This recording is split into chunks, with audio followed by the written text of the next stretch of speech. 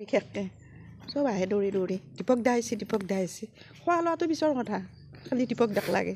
আৰু দীপকে এই বাঁহৰ চাংখন বনাইছে তাতে বহিহে বাঁহী বজাই থাকে ল'ৰা ছোৱালীবিলাকে চাই থাকে সেনেকুৱা এটা আছে এইটোকো খবৰ যে আমি সপোনতো ভবা নাছিলোঁ আহিলে বেছিভাগ আপোনাৰ ঘৰত তাতে আৰু ৰাতি প্ৰগ্ৰেম কৰি আহিলে মোৰ ঘৰত দৰ্জাৰ ওপৰত বেগখন দলি মাৰি দিয়ে দি উঠি পেলাই মোক কয় খুৰী মই আহিছোঁ কিন্তু তোমাৰ তাত থাকিম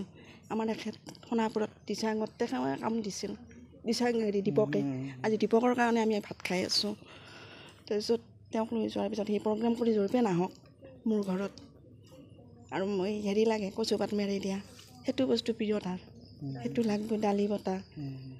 মাছ ভাপত দিয়া সেইখিনি বস্তু পুৰা খুৰী অলপ হ'লেও তাৰমানে টেঙা বনাবাচোন তুমি টেঙা কৰপে আনো সেনেকুৱা আছে কিন্তু আৰু আমি দ্বিতীয় দিন নাপালোঁ তাক কি ক'ম চিকিৎসাধীন হৈ থাকিল 2023 চনৰ 13 এপ্ৰিলৰ দিনাখন তেখেতৰ লিভাৰ ট্ৰেন্সপ্লাণ্ট কৰা হৈছিলে তাৰপিছত সুস্থ হৈছিলে মাজতে এবছৰমান ধুনীয়াকৈ সুস্থ হৈছিলে তাৰপিছত কি হ'ল জানো কিবা ইনফেকশ্যনেই হ'ল নে কি হ'ল আকৌ সুস্থ হৈ পৰিল এনেকৈ থাকি এতিয়া লাষ্ট চেন্নাইত গৈ তেখেতে আপুনি দীপক শৰ্মাৰ লগত প্ৰায়ে চিকিৎসাৰ ক্ষেত্ৰত হয় মই প্ৰথম দিল্লীত 2 মাহ ময়ে আছোঁ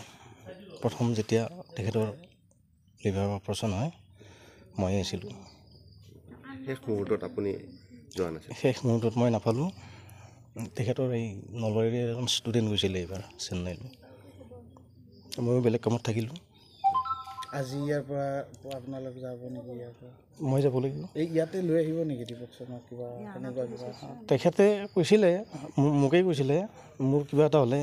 গাঁৱতে পৰা লৈ যাব কৈছিলে এইটো কথা হয় আছিলে বহুত সপোন আছিলে ঘৰখনক লৈ গাঁৱৰ আধৰুৱা হৈ থাকিল চব সপোন কি ক'ম কওক বহুত আশাৰে জগন্নাথৰ ওচৰত প্ৰাৰ্থনা কৰিছিলোঁ যেন দীপক সুস্থ হৈ আমাৰ মাজলৈ আহে এদিন ধেমালি কৰিব পাওঁ সৰু নাতি হয় মোৰ মই আজি শকত ভাঙি পৰিছোঁ মোৰ ল'ৰা নাই মই দীপককে নিজৰ নাতি বুলি ইমান মৰম কৰিছিলোঁ মোক ইমান মৰম কৰিছিল সেই দীপক আজি নাই বুলি ক'বলৈ মোৰ অন্তৰৰ পৰা নভাষা নলয় তথাপি নটো ক'বাই লাগিব সত্য কথা দীপকৰ মোক মুক্তি পাইছিল অন্তৰ ল'ৰাটো মাইকীটো ভালে থাকক সেয়ে দীপকক কি ক'ম স্বৰ্গ পাক দিয়ক আমাক আশীৰ্বাদ কৰক